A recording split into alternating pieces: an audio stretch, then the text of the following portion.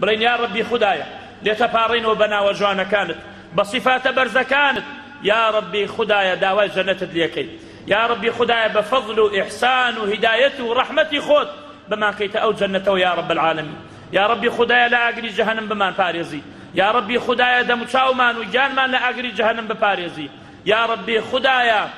بینی ئێمە و ئاگری جەهەنەم خەندەقمان بۆ لێ بدە یا ڕەب العالەمین یا ڕەبی خودایە شیفای نەخۆشەکانمان بدەی یا ڕەبی خودایە ڕەحم لە مردوەکانمان بکەی یا ڕەبی خودایە ئەوانەی سەر لێ شێواون خوایە هیدایەتیان بدەی یا ڕەبی خودایە وڵاتەکەمان سەلامەت بکەی لە هەموو فیتنەیەک و ئاژاوەیەک و لەگەڵ هەموو وڵاتی مسلمانانی ترا یا ڕەب العالەمین یا ڕەبی خودایە عیبادەتەکانمان لێ قبوڵکەی یا ڕەبی خودایە نەیدەی بە دەموچاومانە لە ڕۆژی قیامەتە خوایە ڕەحم لە دایک و باوکانمان بکەی خوایە گەنجەکانمان هیدایەت بدەی پیرەکانمان آخر خێر بکەی